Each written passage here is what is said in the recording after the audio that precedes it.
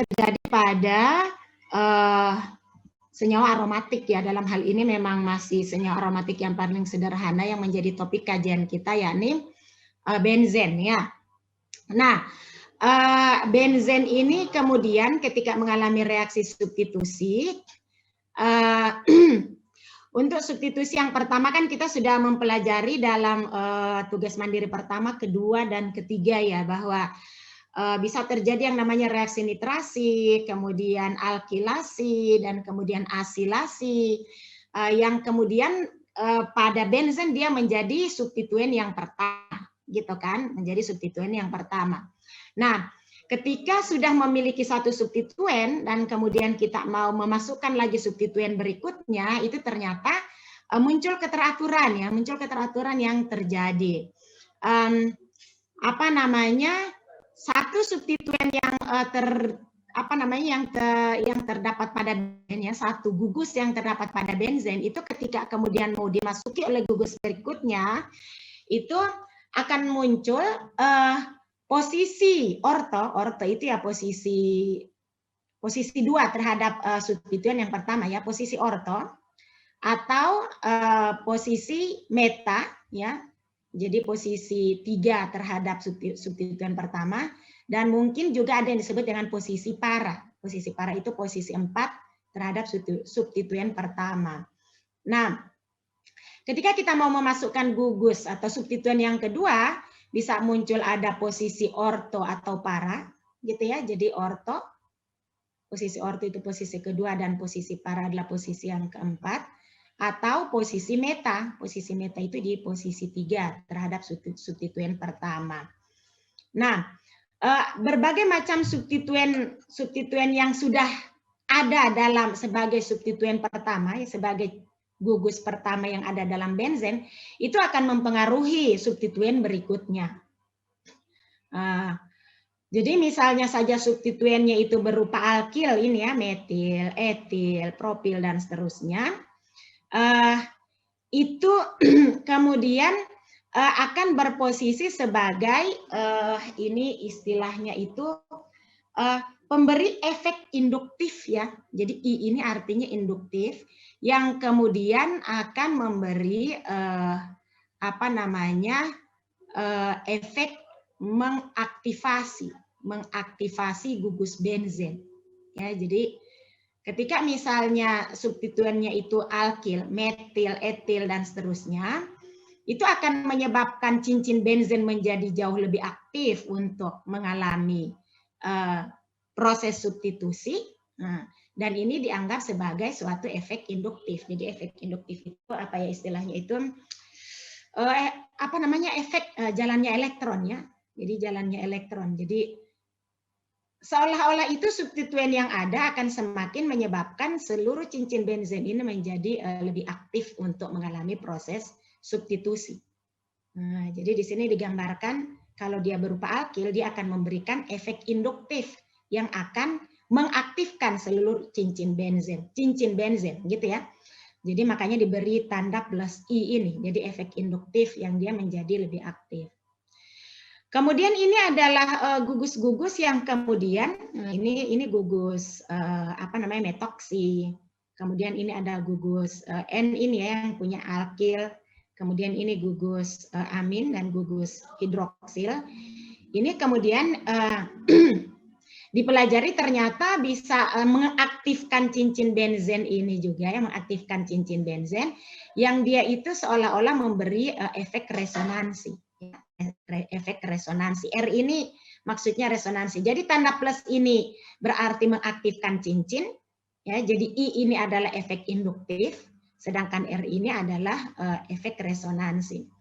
Nah, kenapa disebut efek resonansi? Karena ini adanya pasangan elektron bebas ini kan bisa memungkinkan terjadinya jalannya elektron gitu ya ke sini. Ini akan menyebabkan elektron jalan ke sini dan seterusnya. Nah, kedua jenis gugus ini ya yang kemudian diberi simbol plus I dan plus R ini adalah disebut sebagai gugus-gugus pengarah directing ini ya. Direct ini maksudnya pengarah ortopara. Jadi dia akan cenderung mengarahkan substituen berikutnya pada posisi orto, ini orto di sini ya, atau para di sini. Gitu. Jadi kalau substituen yang nomor 1 di sini, dia bisa muncul di sini atau di sini. Substituen berikutnya. Nah, kemudian, meskipun sebenarnya ini di PhD kemarin sudah menjadi topik utama bahasan kita ya. Kemudian ada yang disebut dengan meta directing, jadi dia pengarah meta. Jadi substituen yang pertama ini ternyata kemudian berdasarkan eksperimen bisa mengarahkan substituen berikutnya pada posisi meta. Ternyata perannya adalah pendeaktivasi, istilahnya itu dia menyebabkan cincin ini menjadi tidak lebih efektif, aktif gitu ya, tidak lebih aktif. Jadi kalau secara kinetika, apa itu artinya aktif dan tidak aktif gitu ya? Secara kinetika jalannya reaksi menjadi lebih lambat dibandingkan dengan ketika masuknya substituen yang pertama. Itu kalau tinjauan kinetikanya ya, tinjauan kinetikanya. Maka kemudian gugus pengarah meta ini, gugus pengarah meta itu juga bisa memberi efek induktif ya, efek induktif.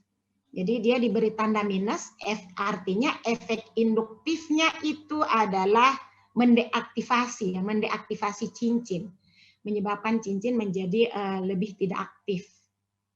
Nah, kemudian ini R memberi efek resonansi. Jadi baik ortopara maupun meta itu dua-duanya bisa memberi efek induktif dan resonansi. Cuma nanti bedanya di ortopara itu biasanya dia mengaktifkan, sedangkan pada meta biasanya mendeaktifkan, mendeaktivasi gitu ya. Jadi menyebabkan cincin itu menjadi kurang reaktif. Dan perhatikan profil dari substituen yang kemudian menyebabkan cincin itu akan cenderung tersubstitusi pada posisi meta. Ini ya, ini pada posisi meta yang ini ya, ini meta. Dan kemudian tadi ketika dia cenderung akan terarahkan ke posisi ortopara.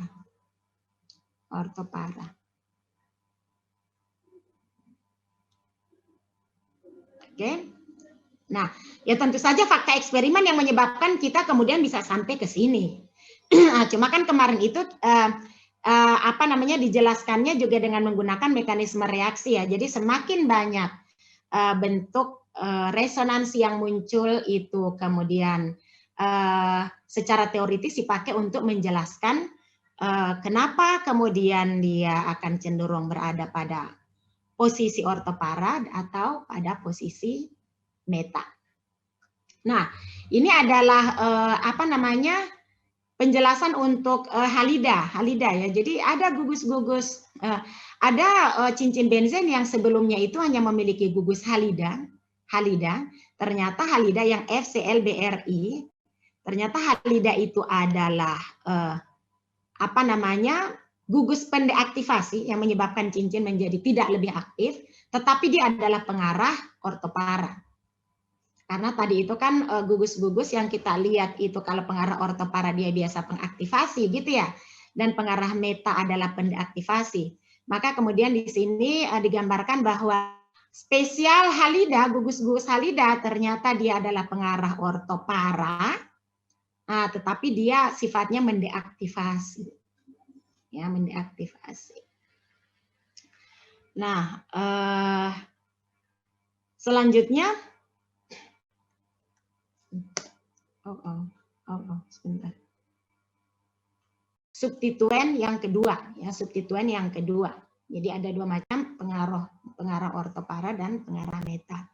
Nah, sekarang bagaimana kalau misalnya ketika ketiga, nah ini nih, jadi substituen yang ketiga. Nah, misalnya begini. Substituen yang ketiga sekarang, kelihatan nggak nih skrinnya Umi?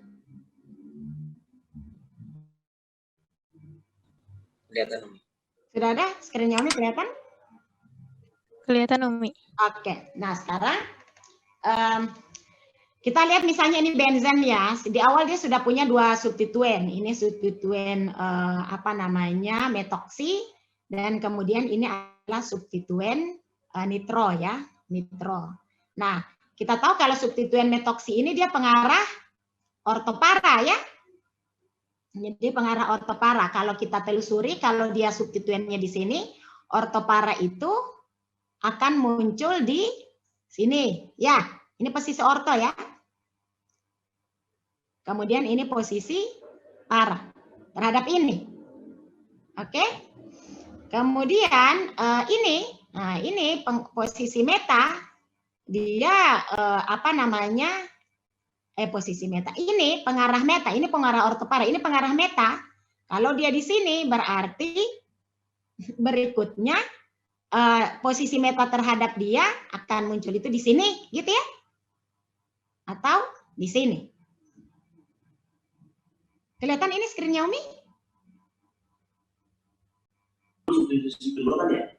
Kenapa? Ya Umi. Ada Umi, ada. Oke ya, kelihatan ya.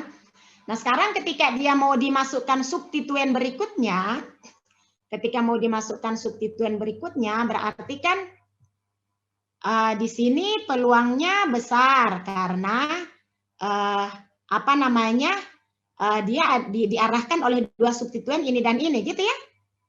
Di sini juga peluangnya besar karena diarahkan oleh dua substituen, baik ini maupun ini. Nah, tapi nanti fakta empirik yang nanti akan kita lihat dari hasil percobaan, posisi ini tuh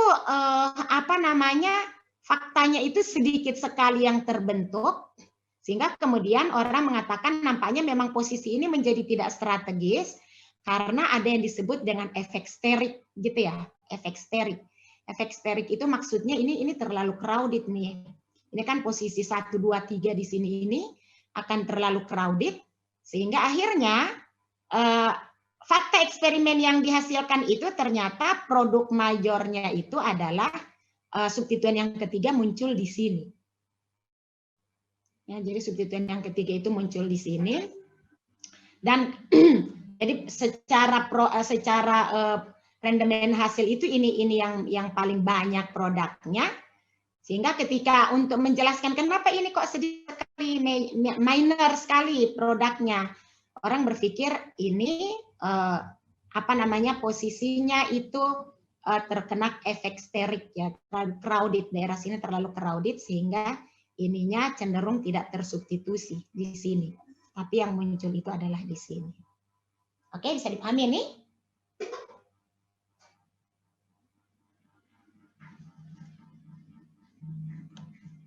Ya, sebenarnya ini satu konsep sederhana, tapi nanti dalam sintesis kimia organik itu termasuk hal yang kemudian menjadi pertimbangan ketika kemudian kita melakukan sintesis organik. Aduh, kenapa lagi? Nah, mari kita lihat kasus berikutnya. Ya, kasus berikutnya. Screen-nya kita lihat. Terlihat jelas. Oke.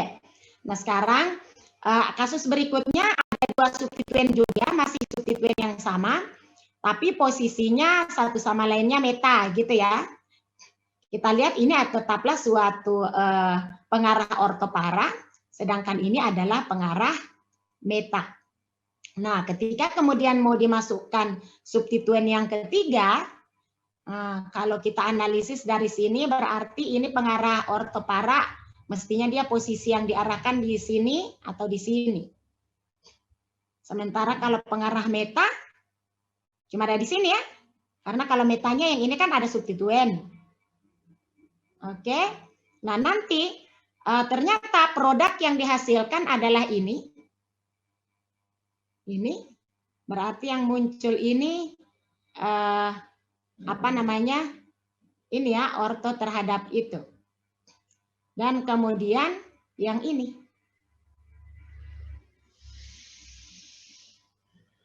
para terhadap itu, ya. Maka kemudian berdasarkan hasil ini, kita akan menyimpulkan bahwa nampaknya pengarah ortopara akan cenderung memenangkan persaingan dibandingkan pengarah meta. Bisa dipahami ini?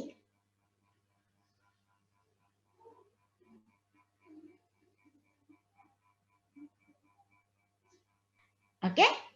Karena nanti kita saya akan munculkan lagi kasus yang kamu harus bisa memprediksi produknya apa dan argumentasinya apa. Gitu ya. Umi sudah menyiapkan lagi TM5 nih ya. TM5 kalau diminta untuk bisa memprediksi produk yang dihasilkan dengan argumentasi yang seperti apa gitu ya. Penjelasannya bisa seperti ini, Umi. Kenapa? Penjelasan untuk gambarnya bisa seperti ini. Oh iya, penjelasannya seperti ini. Oke, kemudian ini ada kasus berikutnya ya. Kasus berikutnya adalah apa namanya? Ini pengarah ortopara ya. Ini juga pengarah ortopara. Oke. Nah, cuma bedanya ini adalah pengarah ortopara yang memberi efek resonansi, ya kan? Sedangkan ini adalah pengarah ortopara yang cenderung memberi efek induktif. Kan di sana ada ya resume dari ini plus R atau plus I atau min R atau min I. Ada ya di slide. Slide ini kan sudah pernah Umi share ya? Iya, Umi. Oke. Nah, sekarang ternyata ini fakta eksperimen ya, fakta eksperimen. Ketika kemudian dilakukan substituen yang keempat ya, substituen yang keempat, faktanya produknya itu ini. Produknya ini. Ini major produknya ini, yang ini. Nah, dari sini kemudian disimpulkan bahwa ternyata efek resonansi itu akan cenderung lebih berpengaruh gitu ya dibandingkan efek induktif. Ya sebenarnya yang muncul di sini juga akan ada begitu ya yang muncul di sini, tapi mungkin ini disebut dengan major product. Jadi kalau sudah disebut major product itu berarti rendemennya mungkin di atas 90% gitu ya. Dan yang minornya itu mungkin di bawah 10%, sehingga ini yang dimunculkan. Dan kemudian orang bisa sampai pada kesimpulan bahwa dua macam pengarah ortopara dengan posisi yang berbeda, maka kemudian yang merupakan pengaruh yang memberikan efek resonansi akan cenderung lebih dominan berpengaruh ketimbang yang memberikan induktif. Ya. Dan kemudian ini ada beberapa rule yang kemudian bisa dilihat berdasarkan fakta-fakta eksperimen tentu saja ya. Fakta-fakta eksperimen. Lihat nih screen Umi yang berikut. Kelihatan, Umi. Jadi dikatakan begini, ini some rules yang kemudian bisa dilihat ya. Tentu saja banyak fakta eksperimen yang kemudian dimunculkan dan bisa menghasilkan 5 kesimpulan ini. Jadi dikatakan bahwa gugus-gugus pengarah ortopara, ya pengarah ortopara itu ternyata kalau misalnya dia berupa pemberi efek resonansi dan induktif, itu akan cenderung lebih dominan memberi pengaruh ketimbang pengarah meta. Jadi kalau dua-duanya muncul, pengarah ortopara dan pengarah meta, maka yang biasanya menang yang nanti akan memberi produk major itu adalah produk-produk dari pengarah ortopara. Oke, tadi kasusnya sudah kita lihat ya. Kemudian ternyata kalaupun misalnya muncul kedua gugus, ada pemberi efek resonansi maupun pemberi efek induktif, maka kemudian yang akan cenderung atau dominan berpengaruh itu adalah pemberi efek resonansi. Nanti dilihat lagi ya gugus-gugusnya, jenis gugus yang kemudian memberi efek resonansi yang mana dan yang memberi efek induktif yang mana. Nah, Kemudian biasanya sih kalau misalnya dia berupa apa namanya senyawa aromatik yang sebelumnya itu sudah 3 substitusi ya, 3 substituen, sudah ada 3 substituen, itu biasanya memang jarang sih, jarang kemudian bisa dimunculkan substituen yang keempat ya, ini namanya efek sterik ya. Nah, kemudian tadi itu ya ada yang namanya efek apa namanya sterik juga, yang kemudian kalau misalnya ada pilihan orto atau para, maka yang posisi para akan lebih disukai ketimbang posisi orto.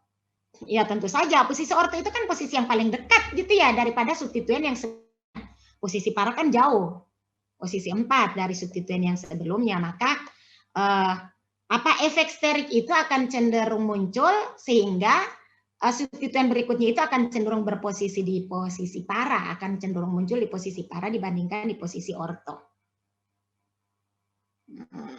Dan nah ini sih sebenarnya tentu saja yang disubstitusi, yang kemudian disubstitusi itu adalah apa namanya H ya, hidrogen ya. Dan jarang kemudian substituen yang selain H itu kemudian disubstitusi oleh gugus. Meskipun itu bukan tidak mungkin ya. Bukan tidak mungkin bahwa misalnya ada substituen yang berupa halida dan kemudian diusir dan digantikan oleh hidroksil misalnya, itu mungkin saja begitu. Tapi biasanya yang akan ditempati oleh substituen yang masuk berikutnya itu adalah menggantikan posisi H. Makanya disebut dengan substitusi ya. Substitusi itu kan menggantikan. Nah, yang digantikan itu biasanya adalah hidrogen ya, artinya belum ada substituen lain begitu, masih apa namanya atom hidrogen yang ada di situ. Ya, jadi mungkin demikian penjelasan Umi untuk termin kali ini, yang kemudian dengan penjelasan yang sangat sederhana ini harapkan kemudian kalian bisa apa namanya mengerjakan TM5. Sampai di sini ada yang mau didiskusikan? Izin bertanya Umi. Iya, ya, silakan. Yang contoh tadi Umi yang ada efek resonansi sama induktif di atas ya. Ini yang sebelumnya. Slide-nya belum kelihatan. Sorry. Bentar. Yang ini. Di bawahnya lagi Umi. Yang contoh-contoh tadi. Oh, contoh. Udah kasus ya? Udah di kasus ya? Iya. Di bawahnya lagi. Lagi. Ini. Nah, yang NO2 itu kenapa di kanan Umi? Atau memang sama kalau misalnya dia di kiri? Kenapa? Yang itu kan yang resonansi kan yang lebih menang Umi daripada yang induktif. Nah itu NO2-nya kalau di kiri beda Umi sama dengan kalau misalnya NO2-nya di kanan, yang kan bisa kanan kiri yang resonansinya. Iya, sebenarnya kalau di sini kan sama aja kiri kanan ya. Oh iya Umi. Kita menghitungnya itu kan tetap saja itu posisi orto. Ini tetap akan posisi orto, Iya, kiri kanan nanti dia sama aja. Oh iya. Syukron. Mungkin juga kalau kita analisis di sini, kenapa tidak muncul di kiri kanan sekaligus gitu kan, toh sama-sama orto. Nah itu mungkin kita akan bicara lagi yang namanya efek sterik ya. Efek sterik. Jadi ini mungkin di sini kondisinya istilahnya terlalu bulky gitu ya, terlalu meruah sehingga nanti satu saja substituen itu muncul, entah dia di kiri atau di kanan, tapi tak posisi orto gitu ya.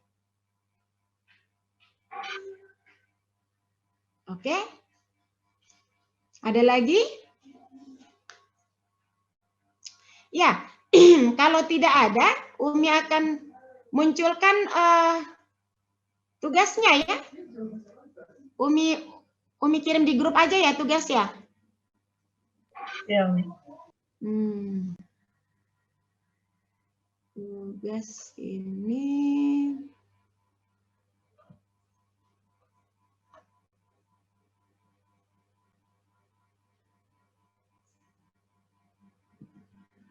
TM5.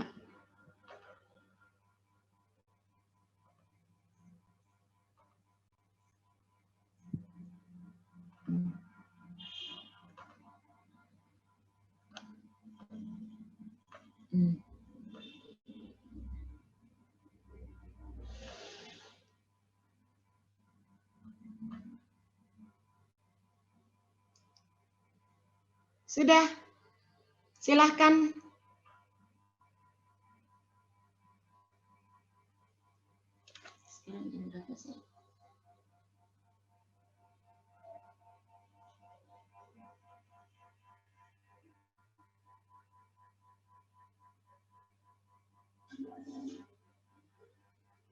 Ya, kalau memang tidak ada lagi yang mau didiskusikan, boleh untuk live Zoom, tapi silahkan mulai di list presentator. Pertemuan berikutnya kita insya Allah akan presentasi, tapi tetap akan membuka kesempatan ya, yang presentasi mulai dari TM1 sampai dengan TM5, itu silahkan mulai di list nama dan kemudian mau presentasi TM berapa. Tentu saja nanti kan nilainya tidak akan seperti yang kemarin-kemarin lagi, apalagi yang baru mau presentasi TM1 nih. Nanti Umi pikir-pikir lagi nih akan muncul angka berapa ini dengan sudah sangat terlambat dari waktu yang ditentukan awal gitu ya. Silakan mulai di list dan barangkali mungkin itu saja dulu pertemuan kita hari ini. Tapi tolong dimunculkan dulu wajahnya, Umi mau foto. Umi foto deh.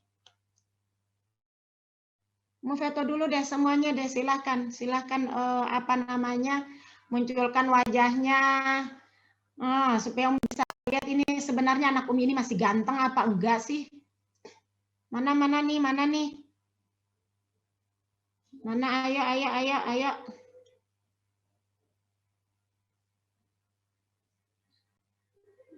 Sudah diambil ya tugasnya ya. Mana ini kok pada nggak muncul. Ayo muncul dulu.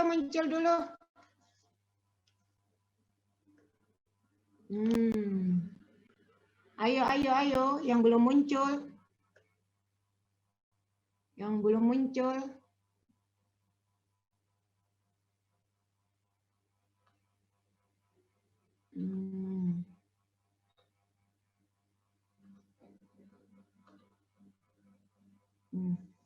Foto.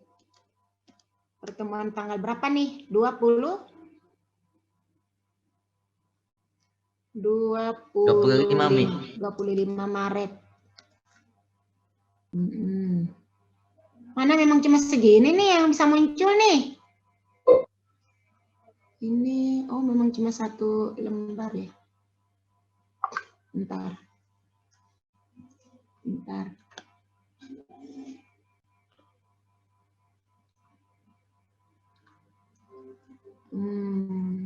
Akademik.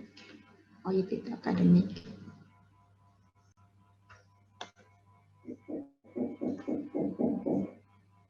EM Kimia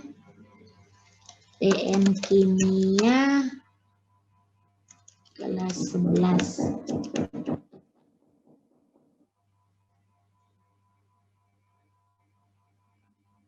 Bentar, Umi mau screenshot dulu ini data kehadiran ini yang ada di.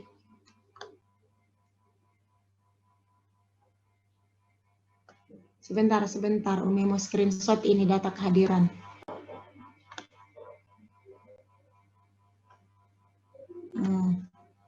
Kehadiran 25 Maret.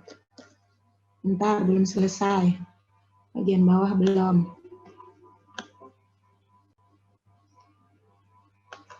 Kehadiran 25 Maret. Bentar. Sebentar.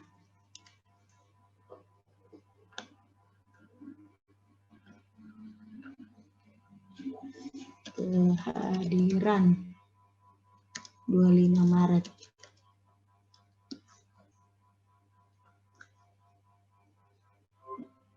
Oke, terima kasih kehadirannya. Silahkan silakan mulai mengerjakan tugasnya dan insya Allah pekan depan kita buka lagi sesi untuk presentasi ya. Ya, assalamualaikum warahmatullahi wabarakatuh. Waalaikumsalam.